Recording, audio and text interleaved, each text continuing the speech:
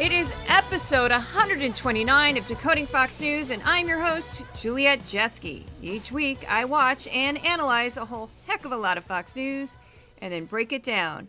I watch all the Fox News you'd never want to. Let's get into it.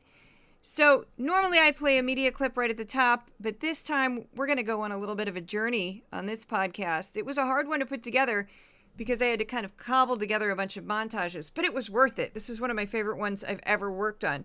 Here's the headline: Fox News desperately searches for a tan suit for Harris Walz, but comes up empty.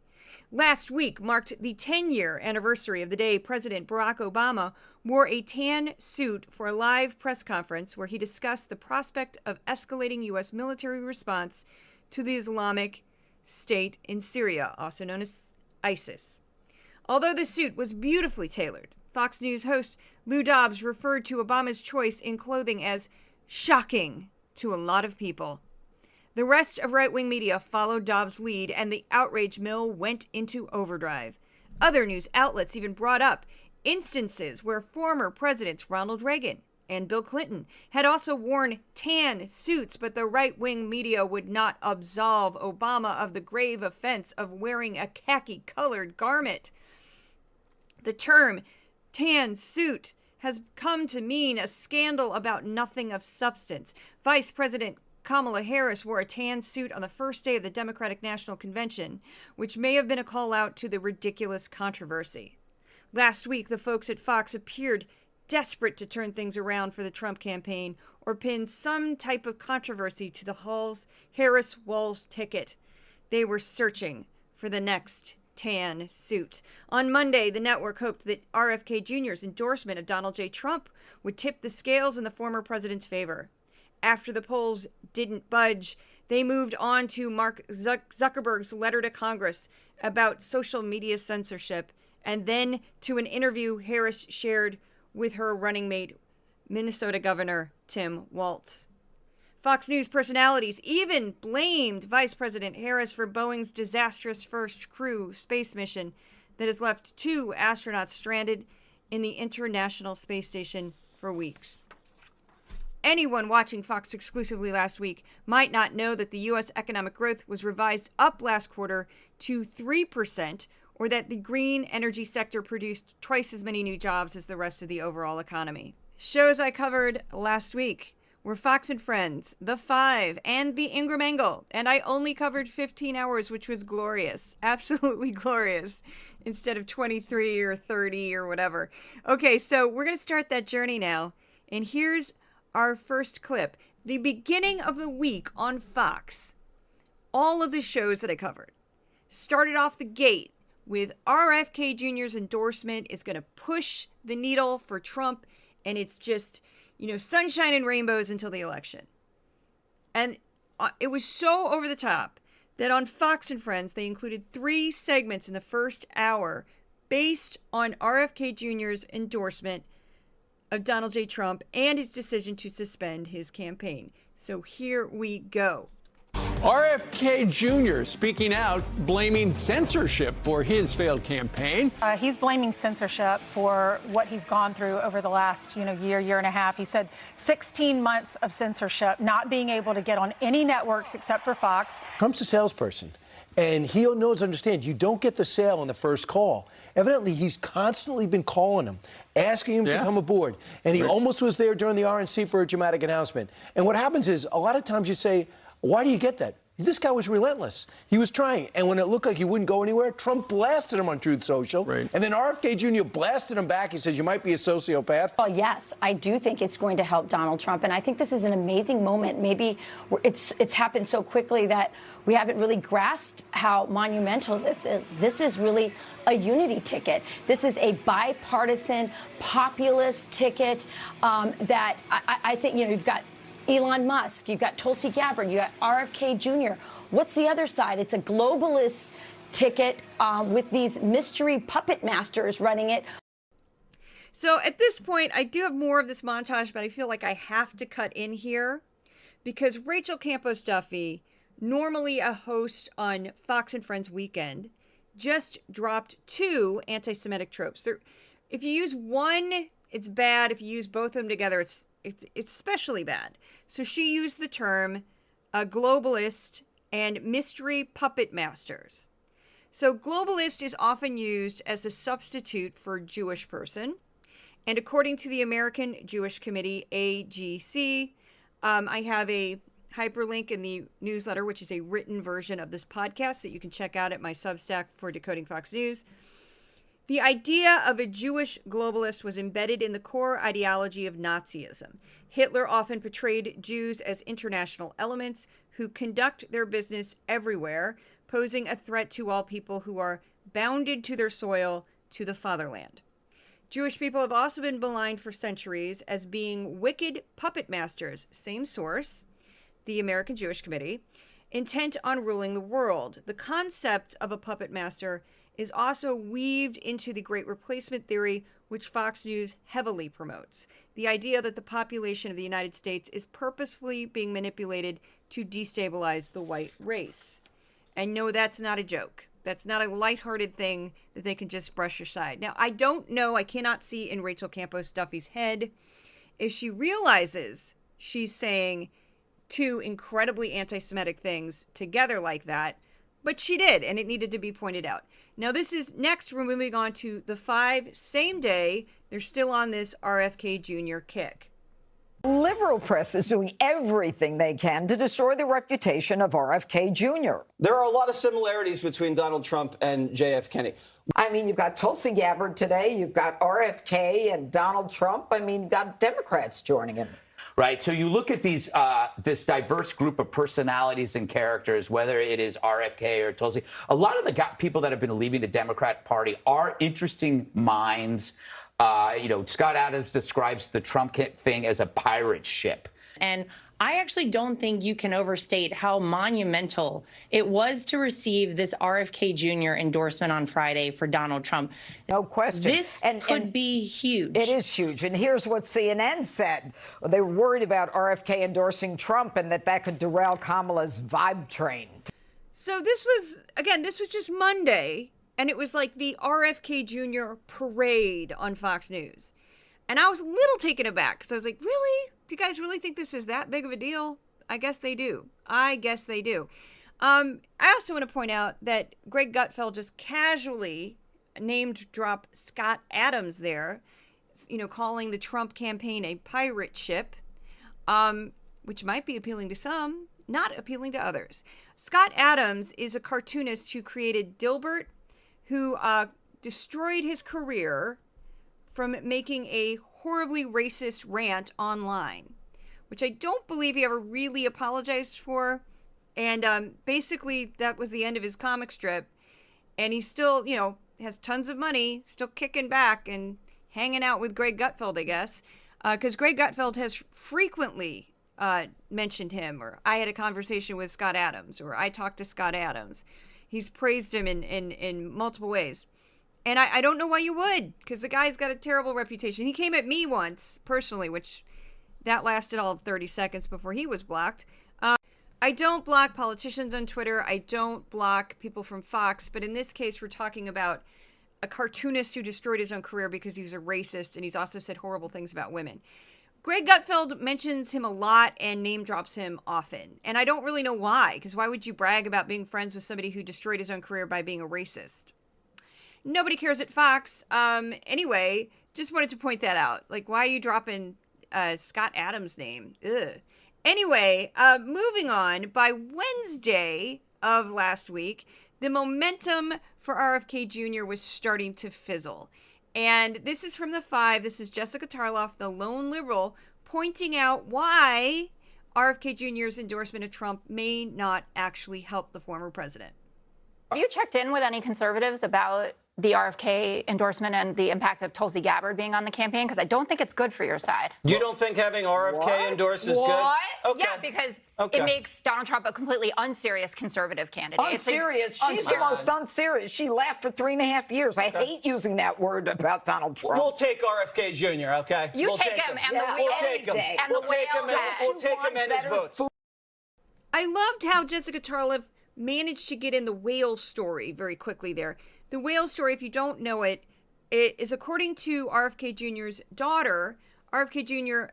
At one point drove to New Jersey because a whale had beached itself and died. So it was on the beach. There was a carcass of a whale on a beach. And he showed up with a chainsaw to cut the whale's head off because he wanted to save the skull. And he strapped it to the top of his car, and apparently like liquid from this carcass was like flying all over the place. And he had his kids put bags over their heads with holes so they could breathe, so they wouldn't get this whale juice, as he called it, into their mouths. I cannot make this up. Very strange man. This next clip is kind of the reason why RFK Jr. may not be the best endorsement for Trump, shall we say. This is Trump himself talking about RFK Jr. from like mid-April. Very odd statement, and I had fun breaking this one down. Here we go. RFK Jr. is, as you know, the most radical left candidate in the race. He's more so than the Green Party. He's more so than even crooked Joe Biden. But he's got some nice things about him. I happen to like him. Unfortunately, he is about the Green New scam because he believes in that, and a lot of people don't. They want to see our country become rich and wealthy and strong and powerful and lots of other things, and not waste money doing something that nobody wants and everybody knows doesn't work. RFK Jr.'s running mate, Nicole Shanahan, is also a very liberal person, but that's okay. She's got plenty of money from her ex-husband. Kennedy is a radical left Democrat and always will be, but he's a better man than Joe Biden, that I can tell you. It's great for MAGA. I hope he continues to run, but the communists will make it very hard on him to get on the ballot, as they did for him as a Democrat. He wanted to get on the ballot. They made it very, very difficult for him. They really went after him viciously, just like they go after me. Welcome to the crowd, RFK Jr. But the fact is that the Democrats are vicious, communist, fascists. They're horrible people. They really hurt him badly, what they did to him as a Democrat. That's why he's running as an independent. But expect him to be indicted any day now, probably for environmental fraud. He is crooked Joe Biden's political opponent, not mine. Biden can't speak. Biden can't debate. Biden can't put two sentences together. So I guess he's probably going to indict RFK Jr. But I'm... So there's a lot to unpack with that little clip there. First, starting off, he claimed that RFK Jr. was going to be indicted for a made-up crime of environmental fraud because, you know, he was this opponent to President Biden. Now, President Biden has not indicted Trump. I think that's fairly clear. Biden did not indict Trump. Special counsel did. States did. Grand juries were involved. It's regular citizens. There's a lot going on there. But no, President Biden did not indict you, Trump. Next up, we have just the logic of what he said there. So Trump referred to Kennedy as the most radical left candidate in the race. So therefore, he's the most left-wing candidate in the race. So the other person in the race would be President Biden. So this logic is pretty simple. Kennedy is now more left-wing than President Biden. Got it. Trump also said that Biden and other Democrats were vicious communists. Okay? So therefore, Kennedy is even further left than a communist. Kennedy is a super communist. You got it. You nailed it. And I also want to point out that Trump doesn't seem to know what the word fascist means. And I had fun with this one. So I got into this industry by researching extremism. And when you research extremism, you learn about two things: Nazis and anti-Semitism.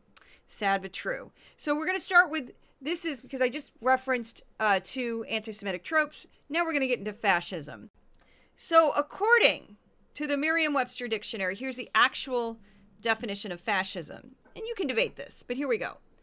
Fascism, a political philosophy, movement, or regime that exalts nation and often race above the individual, and that stands for a centralized autocratic government headed by a dictatorial leader, severe economic and social regimentation, and forcible suppression of opposition.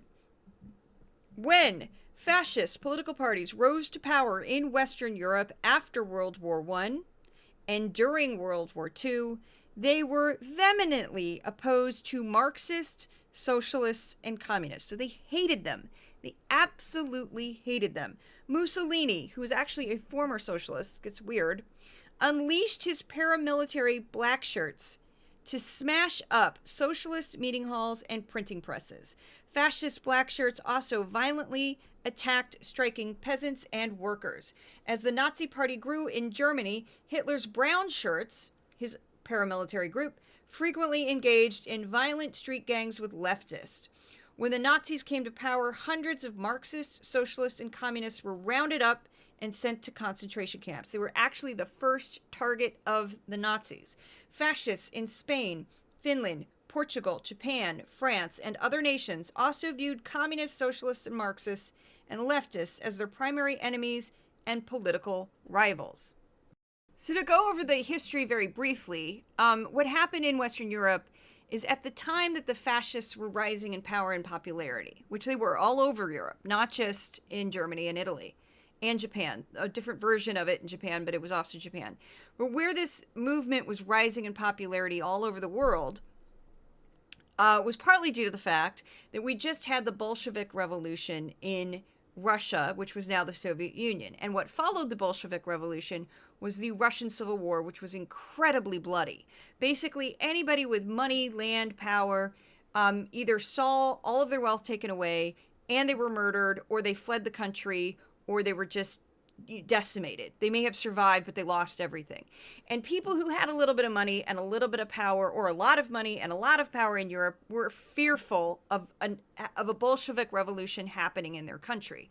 So one of the alternatives to socialism was seen as fascism.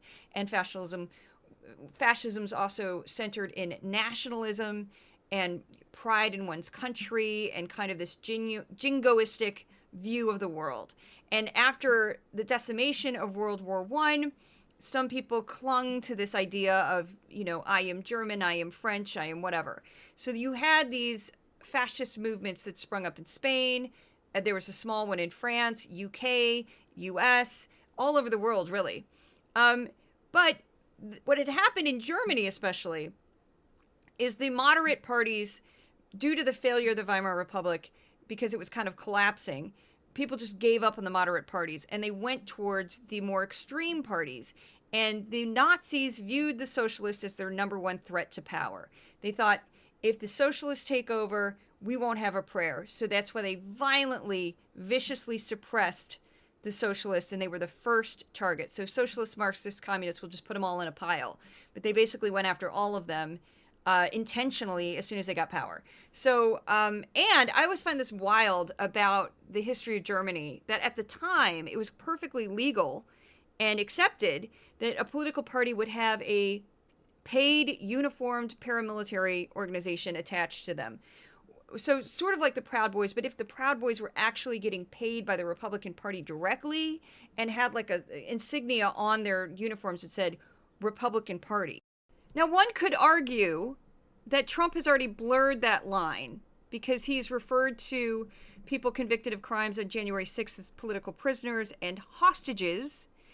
And, his stand by and stand back line towards the Proud Boys, it was directed towards them specifically, problematic at best. There's also been other tacit support of Republicans, of the Proud Boys, and other armed militia groups. So not great at all.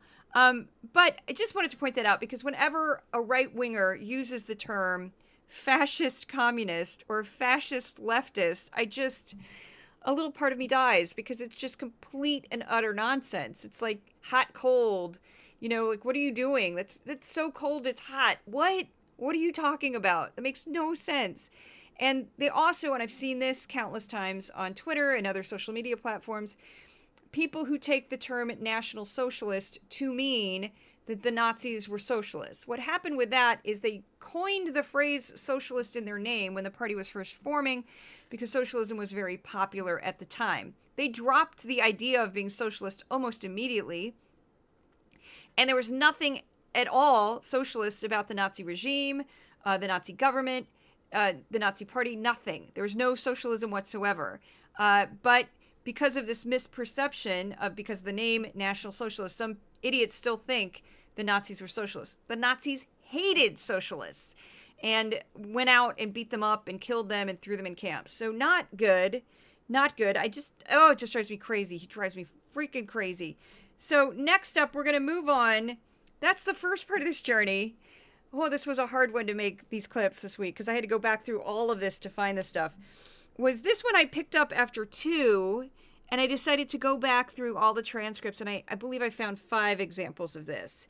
And this is a phrase that was repeated, almost the same, slight changes, about Tim Walz. And I never think that this is spontaneous. It's like, is this spontaneous? Is this coordinated? I don't know.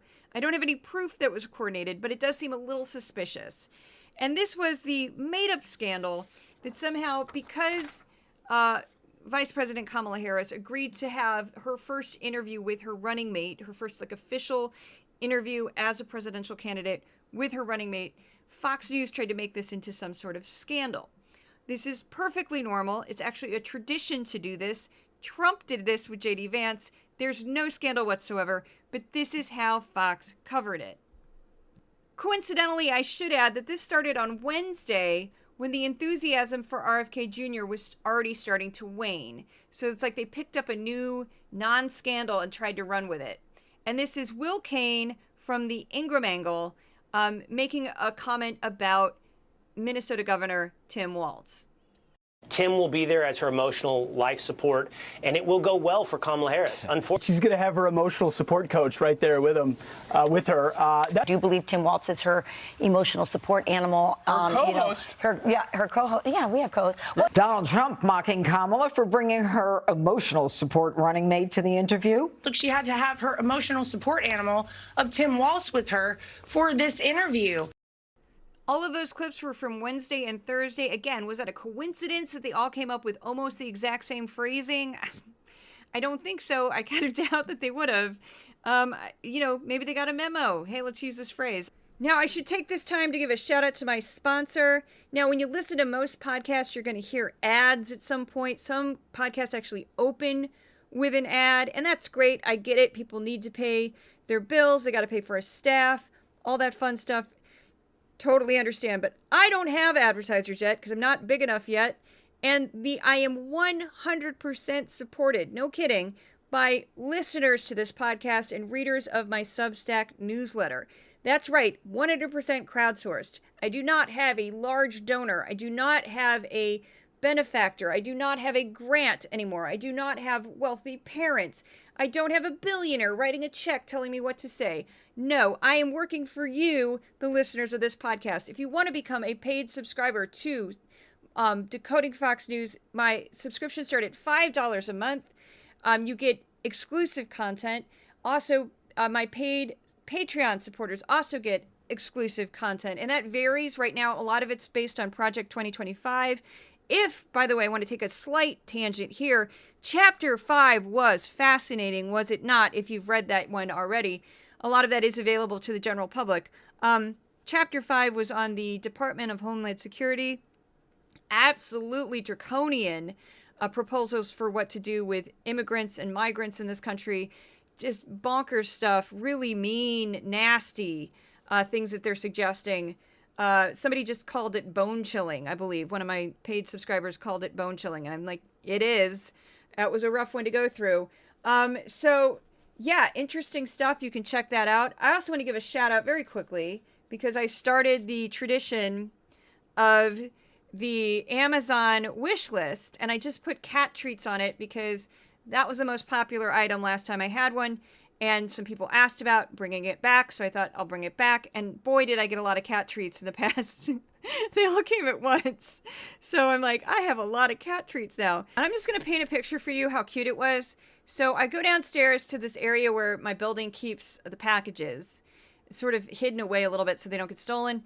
And I wasn't expecting anything. And then I just start noticing the boxes with my name on it. And I'm like, oh my goodness. And I could tell when I picked them up, I'm like, oh my, it's cat treats. So I bring them up to my apartment. I put them on my kitchen island. And Odin immediately knew what they were and attacked it. Like, what is this? And how does he know? Because it's all sealed up. And then it's in a box. I don't know how they know, but cats know. And so I had to like quickly unbox everything and hide it so he wouldn't attack it. But that was pretty funny. He like knocked over 2 boxes, Odin. He's an aggressive all black cat. So I'm going to give you a shout out and a thank you to, I don't use full names for privacy reasons, but we have Gregory with a fabulous German last name. I'm from the Midwest where every other person has got a German last name. And then we have Ron with the same last name as one of my high school teachers. And then we have just Larry, single name Larry, exciting name Larry.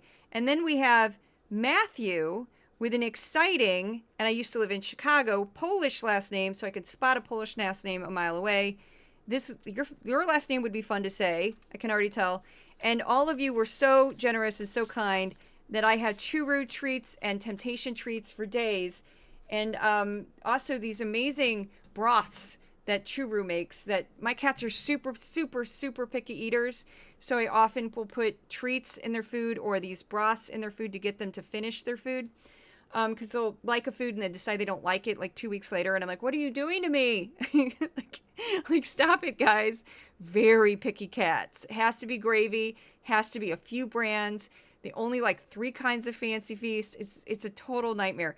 They don't like the expensive food. Anyway, I'm going on too long of a tangent, but thank you so much for your contributions to the Odin and Thor treat collection here. I don't make a lot of money doing this, so it always helps to get extra boost from a fan.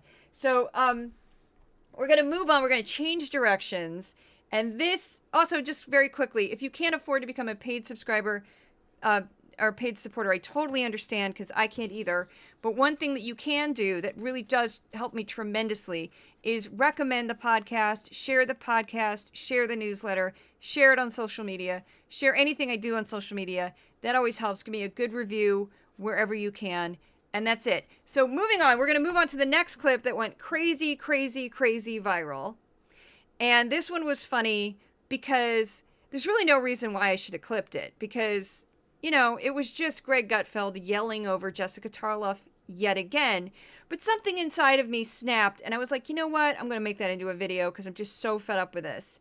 The video sort of speaks for itself, but I'll give a little bit of background. It was Tuesday. Jessica Tarlov had just given a short monologue about all the things that the Biden administration has done for the Black community.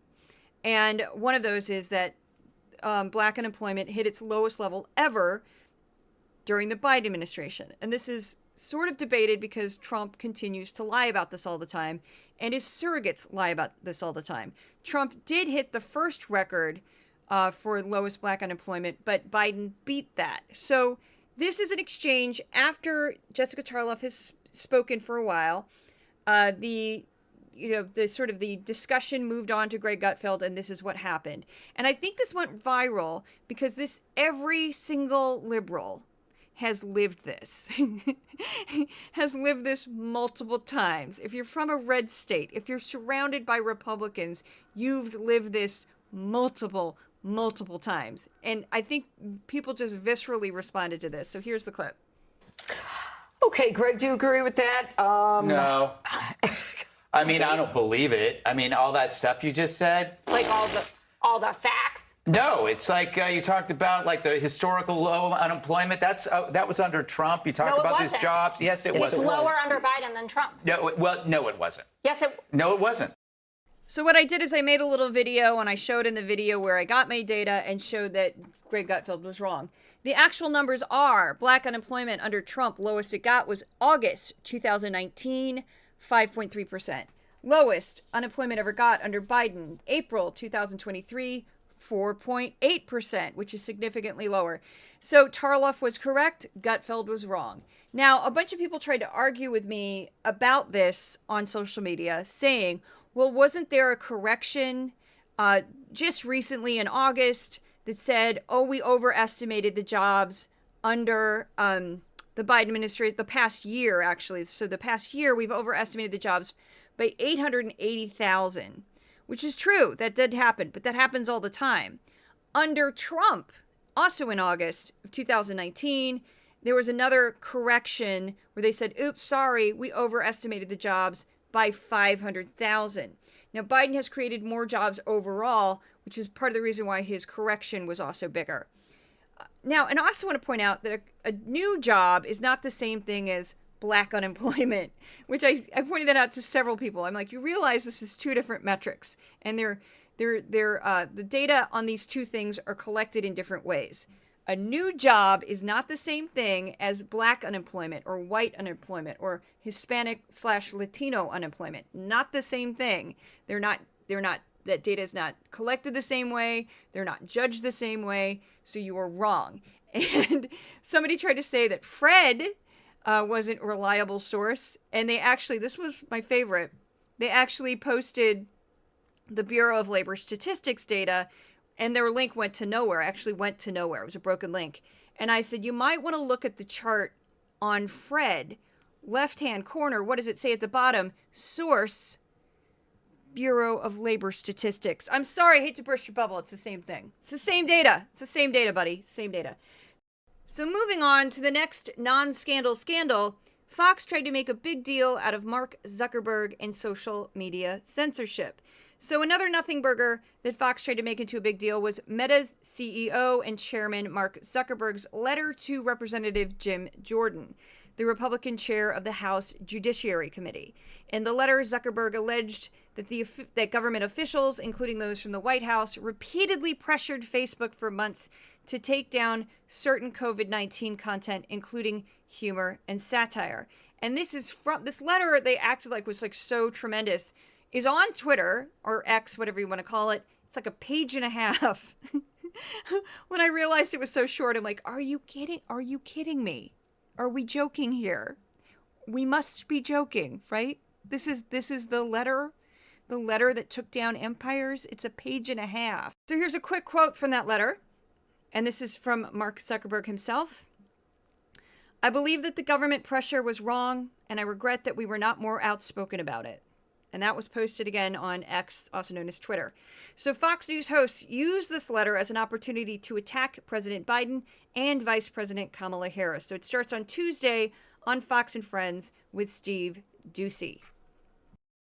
Well, now Mark Zuckerberg has sent a letter to Jim Jordan, who regards this as a big win for free speech. And essentially what he says is he regrets that Meta bowed to administration pressure from the Biden White House to censor content and said that the interference was wrong.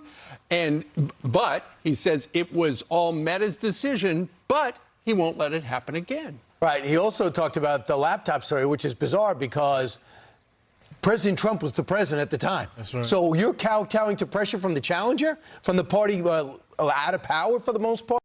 So in this case, Brian Kilmeade is pulling things from thin air. So in no part of this page and a half long letter does Mark Zuckerberg claim that Joe Biden was somehow influencing Donald J. Trump's Department of Justice to suppress the Hunter Biden laptop story. He does not imply that. He does not say that. It's not in the letter. That's Brian Kilmeade just jumping to a conclusion. It was Trump's Department of Justice that gave out warnings to social media platforms, multiple social media platforms, that anything around Hunter Biden might be Russian disinformation, and that Russian disinformation might be trying to, the Russians might be trying to mess with our elections again. So I don't know what Kilmeade's talking about there. It's not in the letter. You can read the letter yourself. It's very short. And then in that same segment, this a little bit later, Lawrence Jones makes another leap where he brings up the letter written by 51 former senior intelligence officers that also warned that the Hunter Biden laptop story might, and again, it says it in the letter, might, they don't say that they have proof in the letter. They say it might be part of a Russian disinformation scheme. So this is, and that's not mentioned in the Mark Zuckerberg letter because it had nothing to do with Mark Zuckerberg. So he's just pulling this out of thin air. There was no back and forth of anything. It was just their experience that made them feel this way. And they wrote that letter, I believe, about 3 weeks before the election. That was in October. August 19th. August 19th. In July, according to the letter, and it's on the House Judiciary site, you can read it, but they did. And Brian, I'm with you on your theory on what's going on, but ultimately, it's about they don't want to get regulated. So Steve Doocy, again, another moment of Steve Doocy goes rogue. Kind of saying, you calling a spade, and saying, you know what? I think Zuckerberg just doesn't want to get regulated. I think he's just sucking up to Trump. Because he's thinking that Harris might be more likely to regulate him than Trump. Just call me crazy. Basically is what Steve Doocy just said there. By the way, it always cracks me up, and this has become a trend on every social media platform that I post on, is that people will reference goes rogue in clips. They will send me clips of a guest or a host or somebody kind of going off script and going against the Fox narrative, and they'll quote that goes rogue, and they'll spell out rogue like that. Somebody last week, and bless them, I get it, gave me the note that I was too goofy and I shouldn't be so goofy because I'm serious and I'm not a clown, and I get it. I understand that, but if you only knew how many comments I get from the other side, it's not even close. I would say 100 to 1. I would say 100 to 1. I got positive feedback on the humor at the very beginning of this podcast when I had like 40 people listening, no kidding, from total strangers. These were not my friends. Gave me like, oh, you're so funny. I love the imitations. I love the impressions, yada, yada, yada, the goofy voices. I got that right off the bat from people I did not know. And that has snowballed. So it's not for everybody. I use humor. I think it helps break up the negativity, the darkness that is Fox, because there's a lot of darkness on Fox. And I think if I played this too straight, it would get too heavy and hard to listen to. So my humor's not for everybody. I get it, but I'm still going to use it because, again, the majority of the feedback I've gotten is pro humor. So we're moving on to some more clips about this Zuckerberg situation. And this is the same day as the clip I just played you from Fox and Friends. This is from The Five, which they dedicated 10 minutes, which is a long segment on that show, to this story. And this is starting off with, I believe, Jesse Waters. Mark Zuckerberg's coming clean on Joe and Kamala's censorship regime. The Meta CEO revealing in a damning letter to Congress on how he caved to White House demands to censor the free speech of millions of Americans. Mark also cops to election interference, censoring the bombshell New York Post Hunter Biden laptop story by demoting it. And again, as we just heard, which administration was in power when the Hunter Biden laptop story was suppressed? That would be Donald J. Trump. And if he doesn't know what his Department of Justice is doing, I don't know what to tell you. But that's who was in charge when that happened. Moving on to Ingram Angle. And this is going to be a little confusing because the Ingram Angle was guest hosted all last week. And this is Judge Jeanine Pirro. She was sitting in for Laura Ingram. Tonight, are Mark Zuckerberg and J.D. Vance in agreement? These companies are too big and too powerful, especially these big tech companies that censor American citizens. It seems Zuckerberg is coming around to the truth on big tech censorship. Meta CEO Mark Zuckerberg comes clean on the Biden-Harris censorship scheme. Now, if I were Mark Zuckerberg, I wouldn't be too happy about J.D. Vance saying these companies are too big and too powerful, especially these big tech companies that censor American citizens.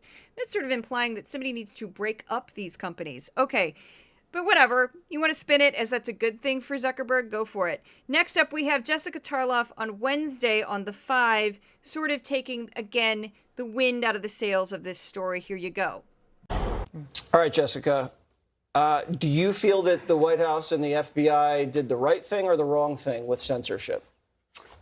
Well, I think it's a little bit more complicated than the way that Mark Zuckerberg was explaining this or the way that your question implies. So all governments, Republican and Democrat, have relationships with social media companies and ask them to take down information that they feel is a risk to the public. And that happened before 2021. And I don't know why Mark Zuckerberg only wanted to single out the Biden-Harris administration, because there was COVID disinformation out there, like when Trump said it was airborne, for instance. I'm not going to get into the bleach hoax, Greg, but when Trump talked about disinfectant, well, we talked about bleach hoax a couple of weeks ago, when he said disinfectant and some UV light treatment, that was something that people had to tell the public, no, actually don't do that, and ended up getting censored.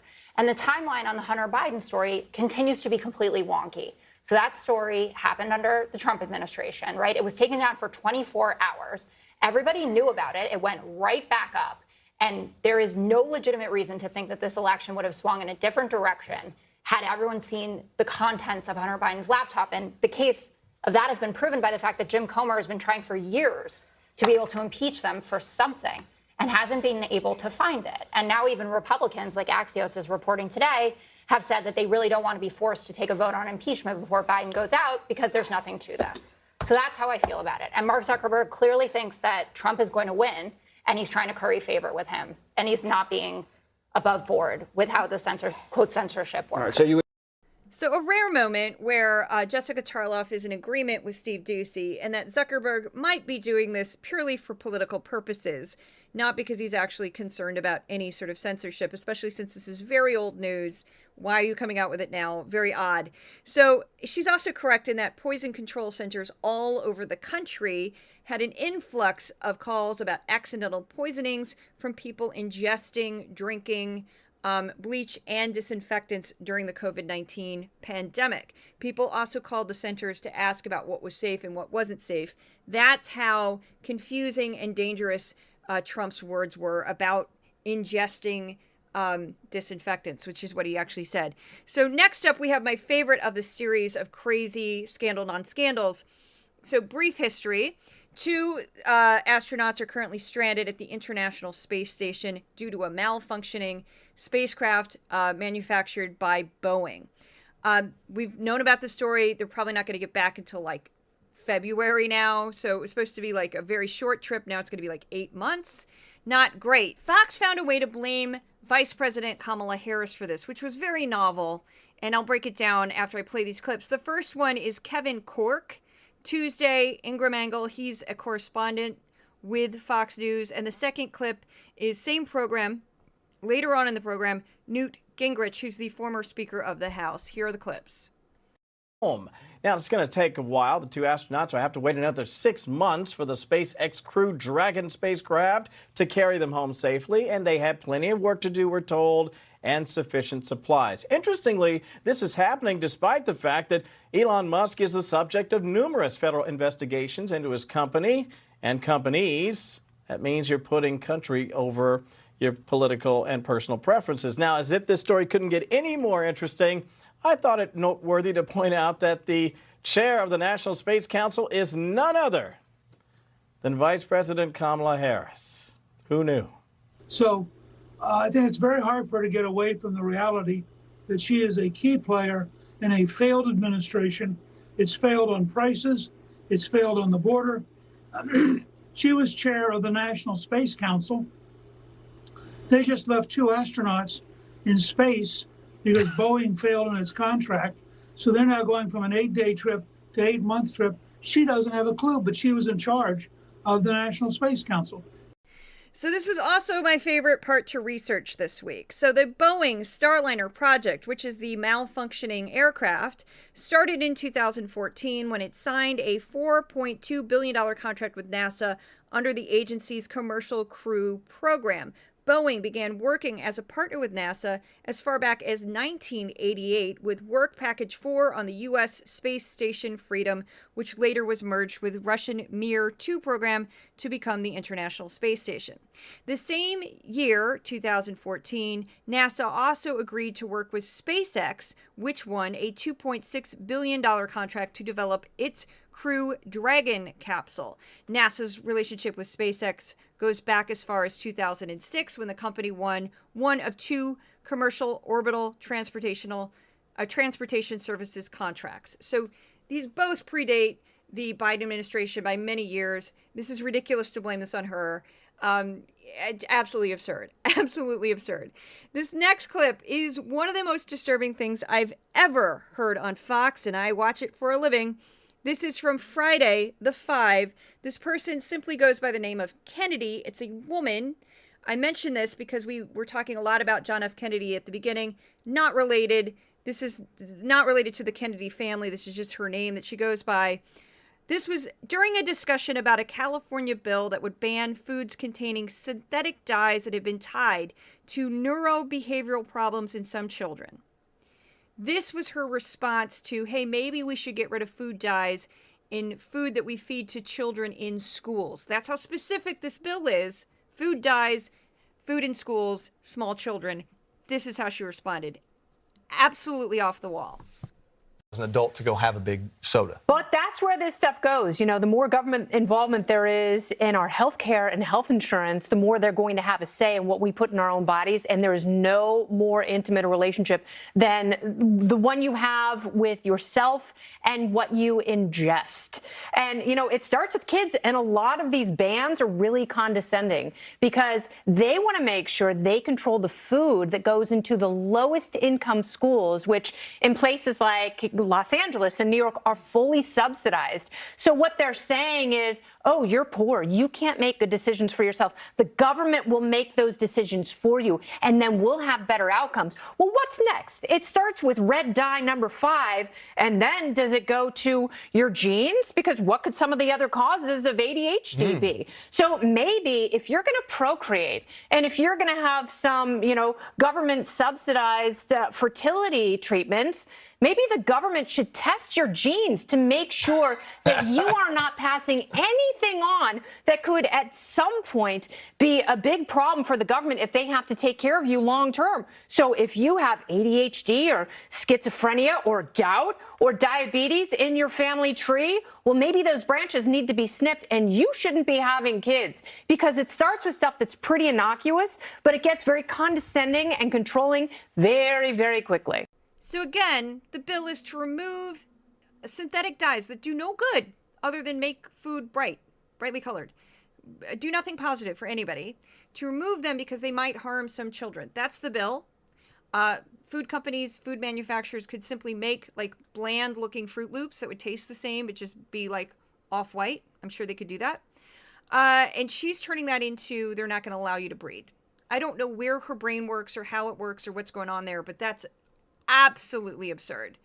And she's also expecting parents to become chemists and doctors who understand how something as what she might view as innocuous as a synthetic food dye that some people actually do have allergies to and sensitivities to, should become experts in that, because, you know, the corporations must have the right to artificially color their foods to brightly colored things so they attract children, because it's not like there's any benefit from brightly colored food other than kids are more likely to eat it, I guess. Just absolute madness from that woman. So moving on to stories that Fox News ignored. Every week I compare the hours I've watched on Fox News to 5 hours of the PBS NewsHour. The following list are stories that PBS covered that Fox News did not. Due to space this week, I had to truncate this list a little bit. So we're starting with updates in the Israel-Hamas war.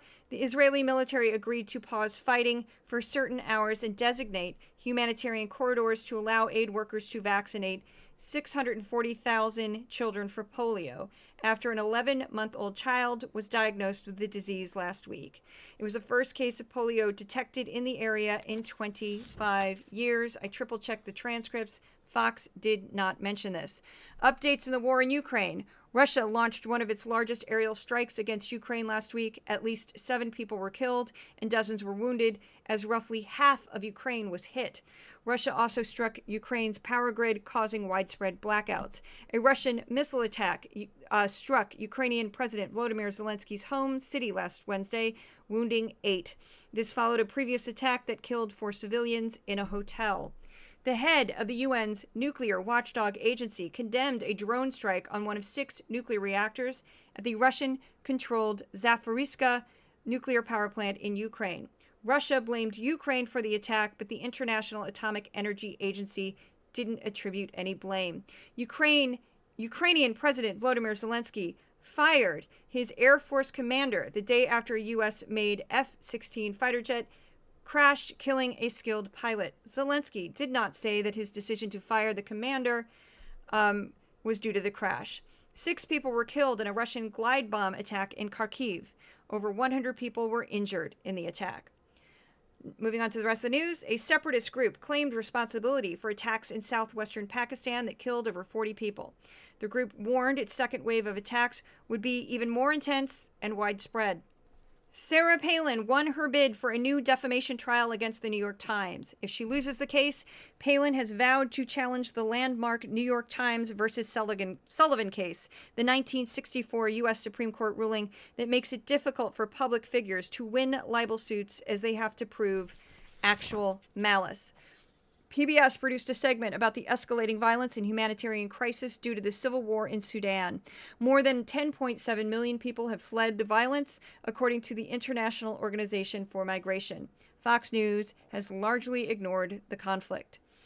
A representative of the Trump presidential campaign allegedly had an altercation with an employee at Arlington Cemetery who claimed she was physically pushed aside when she tried to ensure adherence to rules that prohibit political activities at the cemetery.